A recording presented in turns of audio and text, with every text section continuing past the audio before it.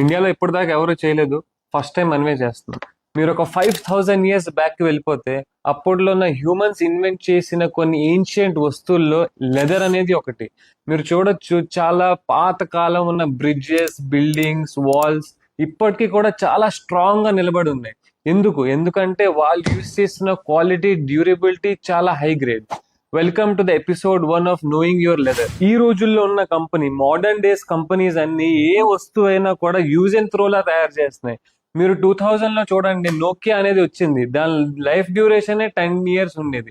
ఈ రోజు ₹1,00,000 ఫోన్ కొన్నా కూడా మీరు 3 years కంటే ఎక్కువ వాడలేరు. ఈ జనరేషన్ లో అందరికి వెంటనే అన్ని వస్తువులు అయిపోవాలి. సో ఆ విధంగా కంపెనీస్ కూడా లెదర్ ని సప్లిమెంట్ గా కొన్ని వస్తువుల్ని తెచ్చాయి. బట్ లెదర్ ఎలాంటి వస్తువు అంటే కొంచెం టైం ఇన్వెస్ట్ చేయాలి దీంట్లో. ఎంత టైం మీరు ఇన్వెస్ట్ చేస్తే అంత మంచి క్వాలిటీ వస్తుంది. సో చాలా మటుకు కంపెనీలన్నీ ఈ ప్రాసెస్ ని ఆపేసి మోడర్న్ టెక్నిక్స్ ని అప్లై చేస్తున్నాయి. మీరు ఈ వీడియోని చూస్తున్నారంటే you are the person who goes for quality, not only looks.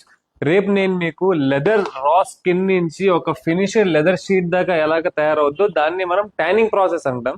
So దాని గురించి మనం ఎపిసోడ్ 2 లో మాట్లాడదాం. Stay tuned.